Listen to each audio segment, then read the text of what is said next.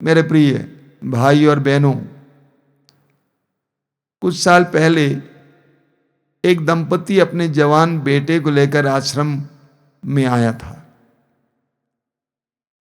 बेटा जवान था, देखने में सुंदर था, ऊंचे कद का, पढ़ा लिखा। उसके माँ बाप ने कहा कि ये बेटा हमारा एकमात्र बेटा है, लेकिन पढ़ लिखने के बाद ये जहां कहीं भी परीक्षा और इंटरव्यू देने जाता है छट जाता है, इसको नौकरी नहीं हाथ लगती है। मैंने लड़के से पलट कर पूछा कि बेटा बताओ, तुम प्रार्थना करते हो?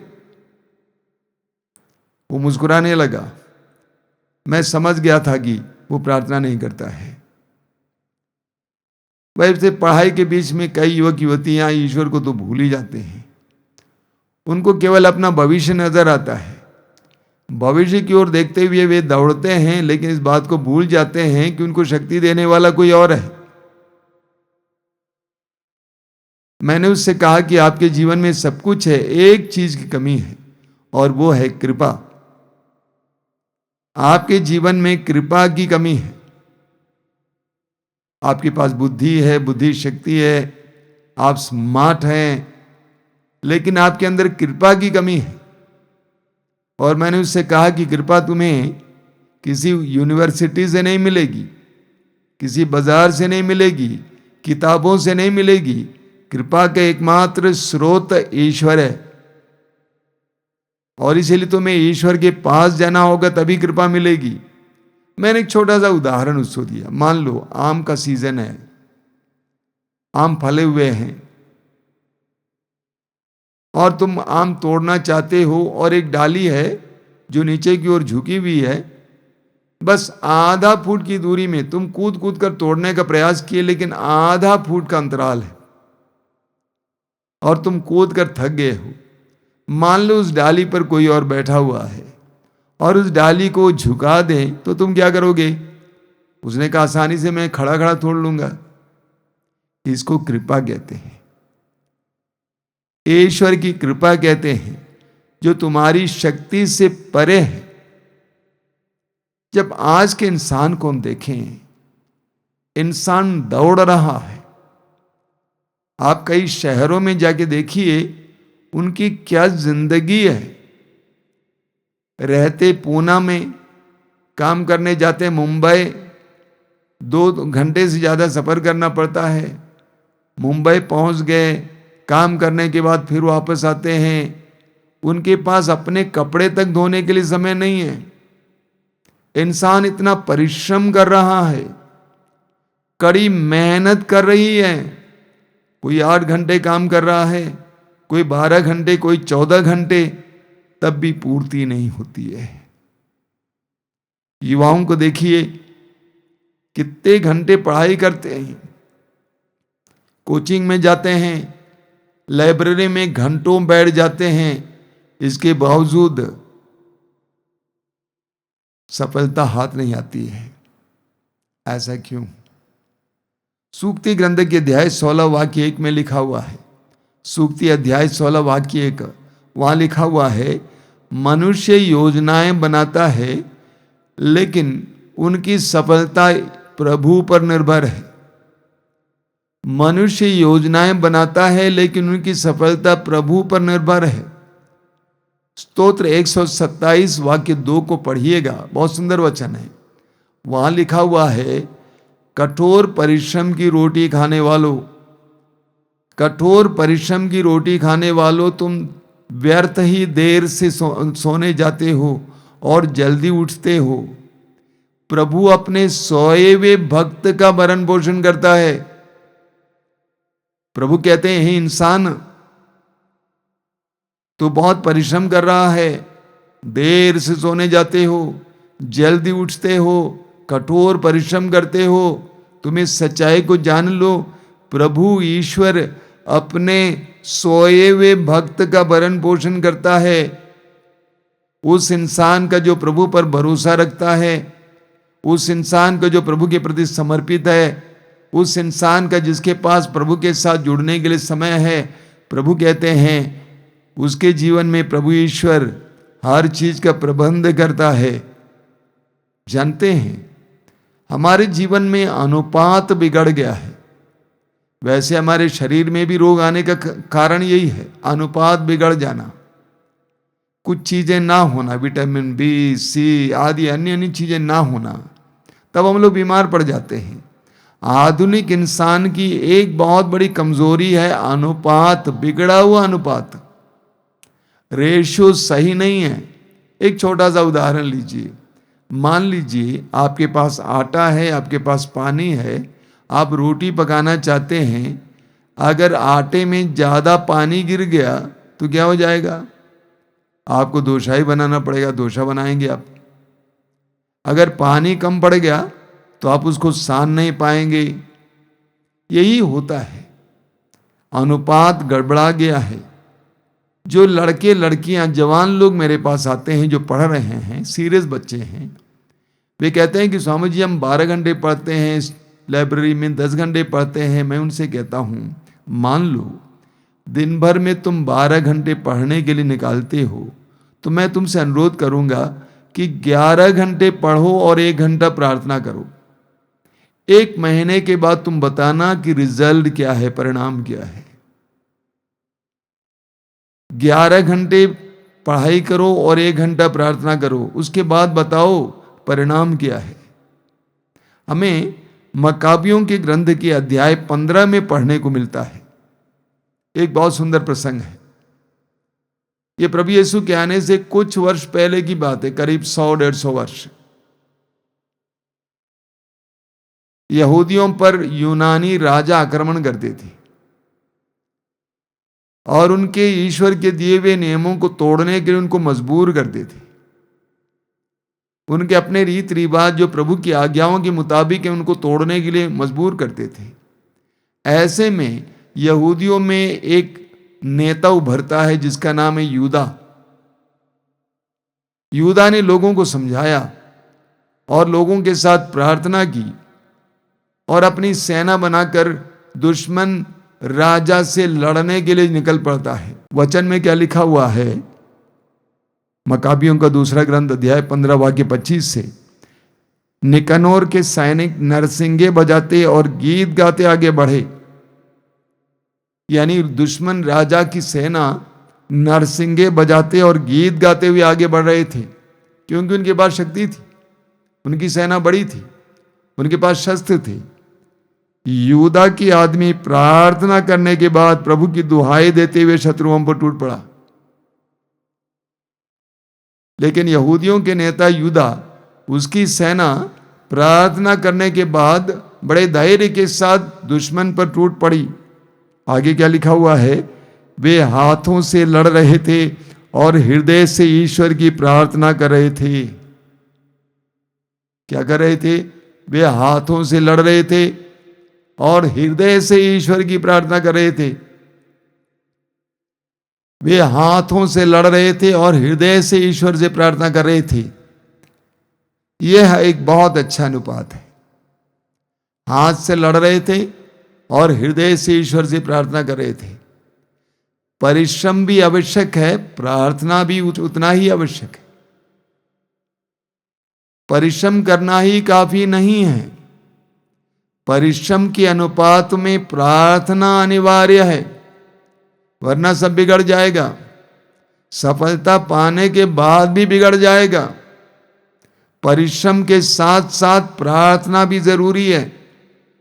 पति प्रार्थना काम करने जाता है, पत्नी प्रार्थना करें जब समय मिलेगा तो प्रार्थना और परिश्रम दोनों जरूरी है।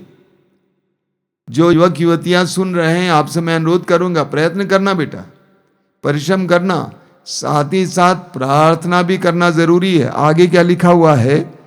तो वे हाथों से लड़ रहे थे और हृदय से ईश्वर की प्रार्थना कर रहे थे। उन्होंने ईश्वर की सहायता का अनुभव करते हुए उल्लसित होकर 35,000 आदमियों को मार गिराया। वचन में लिखा हुआ है, उन्होंने ईश्वर की सहायता का अनुभव करते हुए, कैसे? ईश्वर की सहायता का अनुभव करते हुए 35,000 सैनिकों को मार गिराया।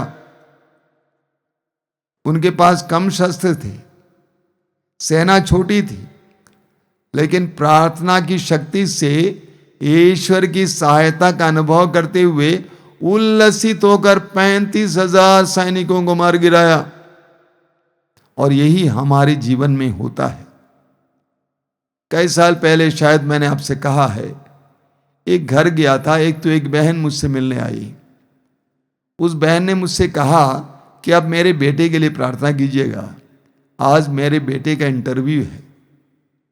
उसने कहा कि मैं अध्यापिका हूं, मैं पढ़ाती हूं,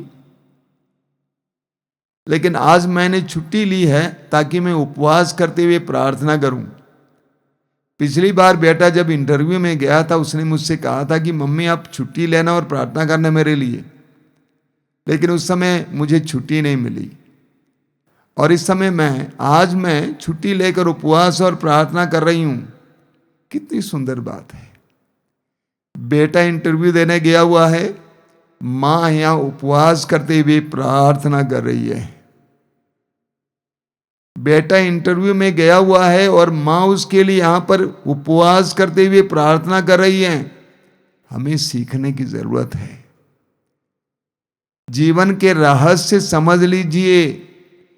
केवल परिश्रम करना, केवल पढ़ाई करना, केवल तैयारी करना काफी नहीं है। प्रार्थना अनिवार्य है। प्रार्थना के द्वारा हमें ईश्वर की कृपा मिलती है। हमारी कमियों को कृपा भर देती है। यही सच्चाई है। अगर हमारी परीक्षा में कमी हुई है तो उसको कृपा भर देती है। एक दूसरा उदाहरण लीजिए। हमें निर्गमन ग्रंथ के अध्याय 17 में पढ़ने को मिलता है, जब इस्राएली लोग मिस्र देश से कनान देश की ओर जा रहे हैं और मार्ग में उनको कई राष्ट्रों का सामना करना पड़ा। इस्राएलियों की संख्या बहुत बड़ी थी, 6 लाख से ज्यादा लोग थे। इतनी बड़ी संख्या में जनता को देखकर सारे राष्ट्र खड़े हो जाते थे, डर जाते थे, लड़ने आते थे। इसी तरह एक बार जब इस्राएली लोग पड़ाव डाले थे, उस समय अमलेकी लोग उनसे लड़ने आए। अब मूसा ने योशुआ से कहा, तुम एक काम कर, इस्राएलियों में से कुछ लोगों को ले चलो और उनसे मैदान में लड़ो।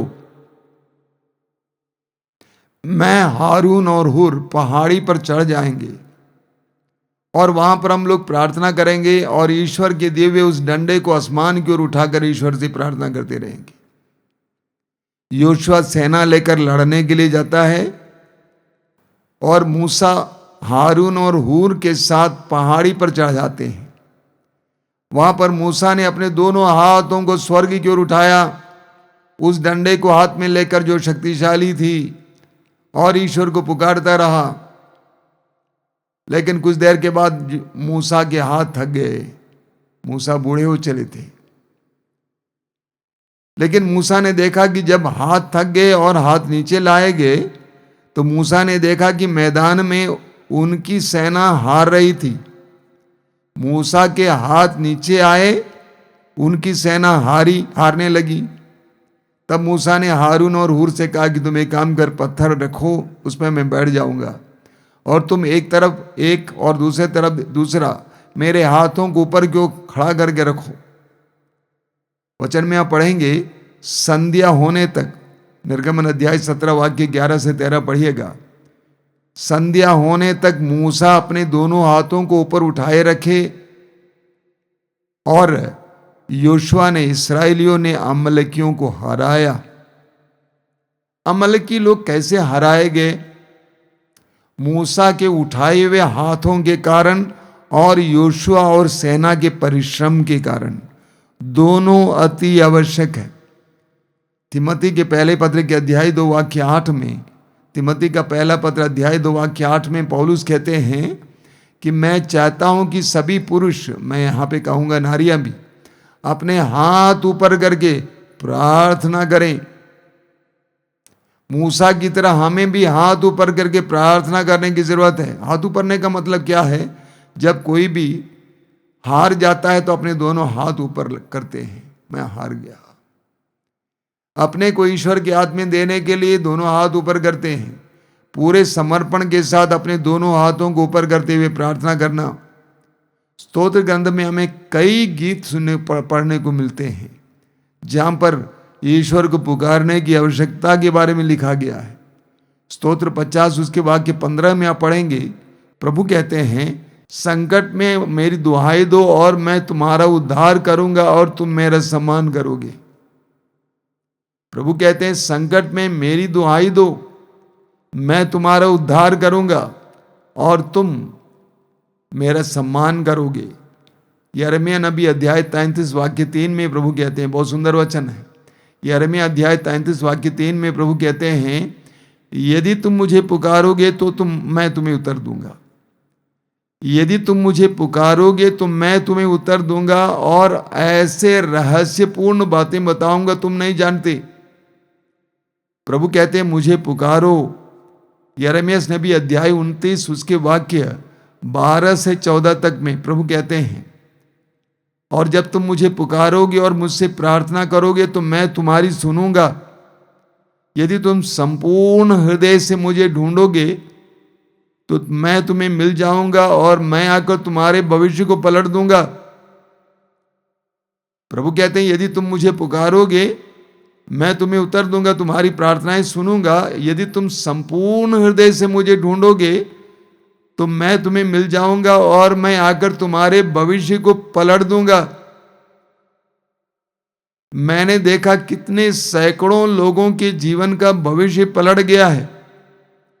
वे कितने निराश थे, कितने उदास थे, जीवन में थक गए थे, लेकिन उन्होंने प्रभु को पुकारा, अपने जीवन में प्रभु के लिए स्थान दिया। आज मैं देखता हूं कि उनके जीवन में कितनी तरक्की आ गई है, कैसे प्रभु की आशीष उनके जीवन में देखने को मिलती है।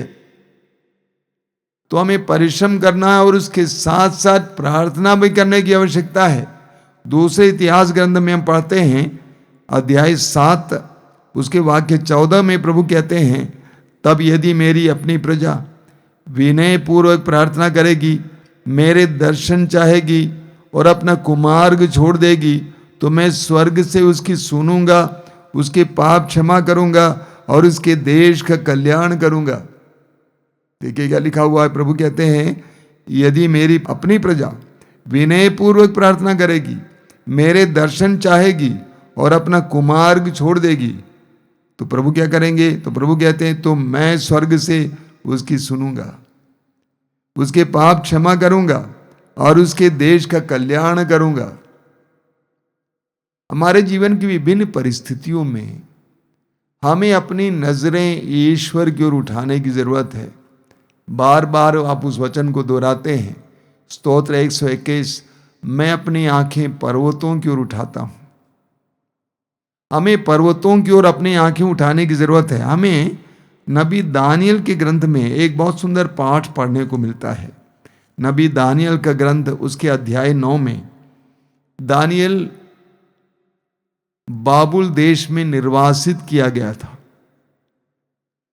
बाबुल में परदेश में रह रहा था। वहां एक दिन वचन में हम पढ़ते हैं अध्याय 9 उसके वाक्य 2 और 3 में दानियल कहता है, मैं दानियल धर्म ग्रंथों में उन 70 वर्षों का उल्लेख पढ़ रहा था जिसके दौरान नबी यिर्मयाह के अनुसार यरूशलेम उजाड़ पड़ा रहेगा। तब मैं प्रभु ईश्वर पर ध्यान लगाकर मैंने टाट ओढ़े और शरीर पर भस्म रमाकर उपवास व्रत लिया। मैंने अपनी प्रार्थनाएं प्रस्तुत करके इस प्रकार पापों की स्वीकारोक्ति की। एक बार दानियल यिर्मयाह नबी का ग्रंथ पढ़ रहा था और वहां पर यिर्मयाह नबी की भविष्यवाणी पढ़ने को मिली। वो भविष्यवाणी क्या है कि यरूशलेम नष्ट किया जाएगा, मंदिर ध्वस्त किया जाएगा। परदेश में रहते समय जब दानियल ने इसके बारे में याद किया, इसके बारे में सोचा, तो दानियल को बहुत दुख हुआ और दानियल ने उपवास घोषित किया और दानियल प्रार्थना करने लगा, अपने पुरखों के पापों के लिए प्रभु से क्षमा याचना करने लगा। आगे हम पढ़ेंगे उसके वाक्य 20 से 23 तक। मैं इस प्रकार बोल ही रहा था और प्रार्थना कर रहा था और अपनी प्रजा इस्राएल के पाप स्वीकार कर रहा था, तथा ईश्वर अपने प्रभु के सम्मुख पवित्र पर्वत के लिए विनती कर रहा था। इसी बीच संध्या बलि के समय जिस गब्रिएल नामक मनुष्य को मैं पहले देख चुका था, वह शीघ्र ही उड़कर मेरे समीप आया। उसने मुझे समझाते हुए कहा, दानिएल, मैं तुमको विद्या और बुद्धि प्रदान करने के लिए आया हूँ। जब तुम्हारी प्रार्थना आरंभ हुई थी, उसी समय मुझे आदेश मिला था और मैं उसे बताने आया हूँ, तुम ईश्वर को अति प्रिय हो।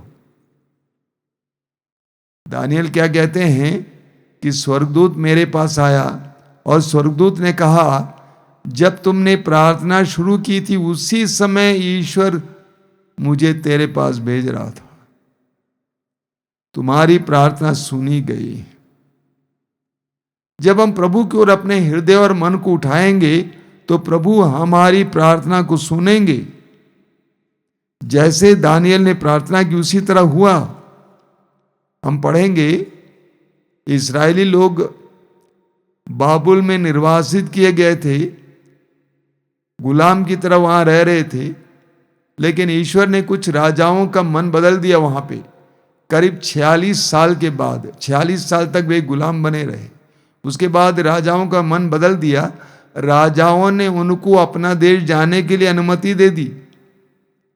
और एजरा के नेतृत्व में जब कुछ लोग आने वाले थे तो एजरा ने क्या किया, वचन में लिखा हुआ है, आप पढ़ेंगे एजरा का ग्रंथ अध्याय 8 उसके वाक्य 21 में क्या लिखा हुआ है, वहां अहवा नदी के पास मैंने एक उपवास की घोषणा की, जिससे हम अपने ईश्वर के सामने दीन बने और उससे प्रार्थना करें कि हमारी और हमारे परिवारों की यात्रा सफल और हमारी सारी संपत्ति सुरक्षित हो। बहुत ही जबरदस्त उदाहरण है। इस्राएली लोग बड़े आनंद के साथ अपने देश की ओर आ रहे हैं, लेकिन वहां से प्रस्थान करने से पहले, यात्रा शुरू करने से पहले एजरा ने उपवास घोषित किया। एजरा ने कहा कि एक दिन पूरा हम लोग उपवास में बिताएंगे, प्रार्थना में बिताएंगे, अपने को ईश्वर के सामने दीन बनाएंगे, ताकि हमारी और हमारे परिवारों की यात्रा सफल हो और हमारी सारी संपत्ति सुरक्षित हो। वापसी शुरू करने से पहले एक दिन की प्रार्थना और एक दिन का उपवास, जिससे उनकी यात्रा सुखमय हो और जो संपत्ति वे लेके जा रहे हैं वो सुरक्षित हो। मेरे प्रिय भाई और बहनों, हमारे जीवन में कुछ भी हम शुरू करते हैं उससे पहले प्रार्थना करने की आवश्यकता है। बचपन से एक बहुत सुंदर आदत हमें मिली। हमारे परिवारों में मैंने देखा है कि जो भी घर से बाहर जाता है, घर से बाहर जाते समय वेदी के पास जाते हैं और एक आध मिनट के लिए मौन होकर प्रार्थना करते हैं, तभी बाहर जाता है। आज भी मैंने देखा छोटे बच्चे भी ऐसे करते हैं। स्कूल जाने से पहले बच्चे आएंगे वेदी के सामने, कुछ देर खड़े रहेंगे, मौन होकर प्रार्थना करेंगे, तभी बाहर निकलते हैं। हम कैसे ईश्वर की कृपा पाएं? अगर हम ईश्वर के पास जाने को तैयार नहीं है तो, ईश्वर की मदद मांगने के लिए हमारे पास समय नहीं है तो, मैं अनुरोध करूंगा जितने भी भाई बहन इन वचनों को सुन रहे हैं, अपने परिवार में भी ये आदत डालिए सबके अंदर। घर से बाहर जाने से पहले वेदी के पास आएं, एक आध मिनट मौन होकर प्रार्थना करें, तभी निकलें, ताकि आपकी यात्रा सुखमय हो। आप जिस कार्य के लिए जा रहे हैं वो कार्य सफल हो, इसके लिए प्रार्थना करने की आवश्यकता है। मेरे प्रिय भाई और बहनों, आज हमें कई प्रकार की समस्याओं का सामना करना पड़ता है। पहले की तरह नहीं है। आज रोज हमें संघर्ष करना पड़ता है। परिस्थितियां बेकाबू होती जा रही हैं, परिस्थितियां विकट होती जा रही हैं। जो युवक युवतियां ये वचन सुन रहे हैं, आप जिस भविष्य के निर्माण की बात कर रहे हैं, आपका भविष्य बहुत कठिनाइयों से भरा हुआ भविष्य है। ऐसे में अगर आप प्रार्थना का सहारा नहीं लेंगे तो आप हार जाएंगे। तो इसीलिए हमें अपने जीवन में प्रार्थना को बढ़ाने की आवश्यकता है। हम खाने के लिए समय निकालते हैं, रोज खाते हैं, कम से कम 1-1.5 घंटा खाने में बिताते हैं। हमें प्रार्थना के लिए भी समय निकालने की जरूरत है। It should be part of your program. यह आपके प्रतिदिन के कार्यों में एक होना चाहिए। ये नहीं कि जब आपको फुर्सत मिले तब आप प्रार्थना करेंगे, जब मन लगे तब आप प्रार्थना करेंगे। ऐसा तो नहीं है कि जब मन लगे आप खाते हैं। आप रोज खाते हैं तो रोज प्रार्थना के लिए भी समय निकालिए। मैं अक्सर लोगों से बोला करता हूं, मान लो सप्ताह भर आप खाना नहीं खाएंगे तो क्या होगा? आपका शरीर दुर्बल हो जाएगा। सीधी सी बात है। जब आपका शरीर दुर्बल हो जाएगा तो आप जानिए आप कई प्रकार के रोगों के शिकार हो जाएंगे। इसलिए प्रतिदिन आप खाते हैं, चाहे अच्छा लगे या ना लगे, चाहे स्वादिष्ट हो या ना हो, आप रोज खाते हैं। आप अपने शरीर के स्वास्थ्य का ख्याल करते हैं, उसी तरह आत्मा के स्वास्थ्य का भी ख्याल कीजिए। अगर आपकी आत्मा कमजोर हो जाएगी तो खोखले पेड़ की तरह हो जाएंगे। खोखला पेड़ कभी भी हल्की सी हवा में गिर सकता है।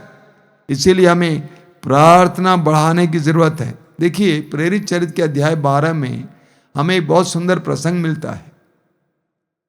राजा हेरोद ने प्रभु के 12 प्रेरितों में से एक याकूब को मरवा डाला। जब याकूब को मरवा डाला तो यहूदी लोग बड़े खुश हो गए कि यीशु के शिष्य मारे जा रहे हैं। राजा ने सोचा यहूदियों को खुश करने का तरीका है यीशु के शिष्यों को एक एक करके मार डालना। इसीलिए राजा ने यीशु के शिष्यों का अगुवा पेतरुस को पकड़ लिया, उसको गिरफ्तार कर लिया और बंदी गृह के अंदर के कमरे में डाल दिया। हाथों में बेड़ियां पहनाई गईं और 16 सिपाहियों के पहरे में रखा गया। राजा चाहता था कि विश्राम दिवस के बाद, पास्का दिवस के बाद उसको बुलाएं और उसको मार डाला जाए।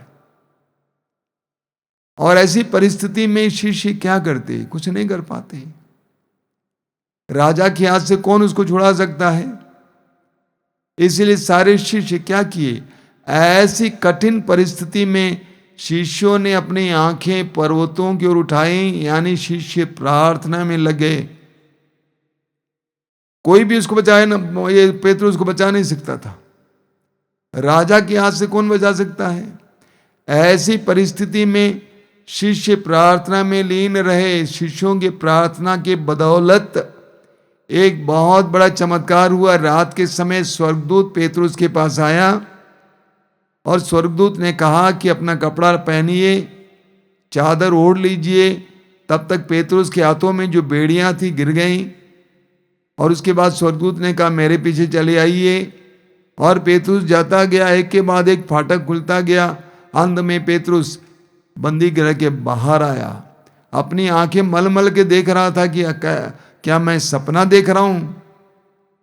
तो पेतरुस समझ गया कि प्रभु ने मुझे हेरोद के हाथ से छुड़ा लिया है, मुझे बचा लिया है।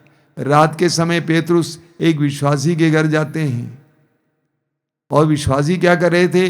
रात के समय एक साथ प्रार्थना में लीन थे। मेरे प्रिय भाई और बहनों, जब परिस्थितियां विकट हो जाएंगी, आपको लगता है कि कोई रास्ता नहीं है, उस समय हम प्रभु से लिपटेंगे। प्रवक्ता अध्याय 2 को याद कीजिए। संकट में प्रभु से लिपटो, लिपट जाइए, प्रार्थना में लीन हो जाइए, प्रभु आपके लिए रास्ता खोलेंगे। दानियल के अध्याय 13 को पढ़िए, सुसन्ना की कहानी पढ़िए। सुसन्ना पकड़ी गई थी, अब मार डाली जाएगी। ऐसे में सुसन्ना भरोसे के साथ स्वर्ग की ओर अपनी दृष्टि उठाई हुई थी और प्रभु ने, ईश्वर ने उसको बचाने के लिए एक मार्ग बनाया। हमें अपने जीवन में प्रार्थना के लिए ज्यादा समय देने की जरूरत है। जितना परिश्रम करते हैं उसके अनुपात में प्रार्थना भी बढ़ाइए। लूकास के सुसमाचार के अध्याय 9, में हम पढ़ते हैं कि प्रभु यीशु के शिष्यों के पास एक व्यक्ति अपने पुत्र को लेके आया। उस बेटे के अंदर अबदूत था, अबदूत से वो ग्रस्त था, परेशान था, लेकिन शिष्य अबदूत को निकाल नहीं पाए। तब तक प्रभु वहां पे आ जाते हैं। प्रभु ने उस लड़के को स्वतंत्र किया, अबदूत को निकाला।